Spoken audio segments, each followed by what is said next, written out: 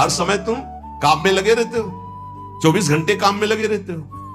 Office में 8 घंटे ईमानदारी से ऑफिस का काम 8 घंटे बराबर हर मिनट करते रहते हो। बेईमानी। नए नए विद्यार्थी, नए नए बच्चे जिनका जीवन पतन के गर्त में जा रहा है, माता पिता को चाहिए कि उनको एक छोटा सा काउंटर लेके, हाँ हमको गिनती करके दिखाओ राधा नाम की, इतने 1000 बार नाम जप करो, राधा राधा राधा। अभी सुधार होने लगे। वही बच्चे आगे चलकर फिर माता पिता को अपमानित करते हैं, घर से निकाल देते हैं, क्योंकि माता पिता ने कभी सतमार्ग सिखाया ही नहीं, कभी नमन सिखाया ही नहीं, कभी विनम्रता आई ही नहीं, धर्म सिखाया ही नहीं। तो जीवन में जो सिखाया वो आचरण तुमको भोगने पड़ेंगे। तुमने जो पेड़ लगाया उसका फल तुम्हें खाना पड़ेगा। कभी बैठाल के सिखाया कि धर्म किसे कहते हैं बेटा, कभी सिखाया ऐसे आचरण करना चाहिए। शास्त्रों में वर्णन है। आपको फुर्सत नहीं भोगों से, मनमानी मनोरंजन से, तो बच्चों को जो जीवन की शैली तुम्हारी अनुकरण करने को मिल रही, उसका परिणाम तुम्हें होगा कि थप्पड़े आएंगे और तुम्हें घर से निकाल देंगे। धर्म मर्यादा की शिक्षा बच्चों को दो, ब्रह्मचर्य की शिक्षा बच्चों को दो, नाम जप करने की शिक्षा दो, बड़े बूढ़ों के चरणों में माथा रखने की शिक्षा दो।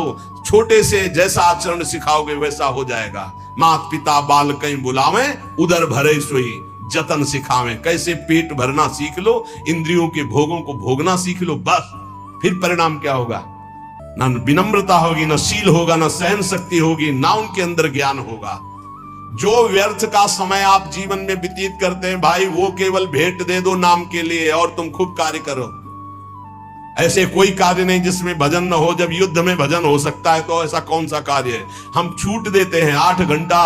अगर ईमानदारी से तुम मेहनत कर रहे हो, तुम्हें समय नहीं है तो ईमानदारी से देखो 8 घंटा क्या बराबर मेहनत कर रहे हो? कोई भी बराबर नहीं कार्य करता। बेईमानी। बहुत सा समय ऐसा है जो आपका बचता है, उसे मनोरंजन में, व्यर्थ के बकवास में, व्यर्थ के चिंतन में ना खर्चा करके राधा राधा राधा आपका काम हो जाएगा। यदि नाम जप नहीं किया तो कौन सी दुर्दशा होगी तुम जान नहीं रहे हो। भगवान ने आपको परिवार दिया है, आपको सेवाएं दी है, वो सेवाएं करते हुए राधा राधा हरि हरि कृष्ण कृष्ण।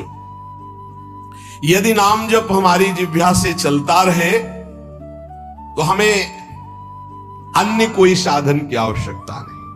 अगर नाम जप कर रहा है तो वेदों का ज्ञान अपने आप प्रकाशित हो जाएगा। नाम जप नहीं कर रहा है तो पढ़ भी लो तो समझ में नहीं आएगा।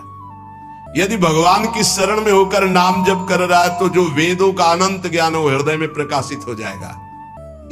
वेद की सारी ऋचाएं नाम जापक के हृदय में स्फुरित हो जाती। भले वो संस्कृत से ना बोल पावे, लेकिन वो जो बोलेगा वो वेद की ऋचा होगी, क्योंकि नाम में ही सारे वेद विराजमान हैं। एक नाम में जो सामर्थ्य है वो सब वेदों में छिपी हुई है। जो नाम जप कर रहा है वही वेद मंत्रों के रहस्य को जान लेगा, और जो नाम जप नहीं कर रहा है वो पढ़ भी ले तो नहीं समझ पाएगा। वेद परमेश्वर का स्वरूप है, लेकिन वेद का ज्ञाता वही हो सकता है जो भजन करने वाला है। भुक्ति अर्थात भोग चाहिए, मुक्ति अर्थात मोक्ष चाहिए, जो सुख चाहिए वो मिल जाएगा। डट के नाम जप करो। बड़ी कृपा होती है जब नाम में प्रीति होती है। नाम से सब कुछ प्राप्त हो जाता है। क्यों देर कर रहा है? हरि से बढ़कर हरि का नाम है। नाम जप, नाम निरंतर नाम जप कर। बहुत बढ़िया अवसर है, एक श्वास भी खाली ना जाए।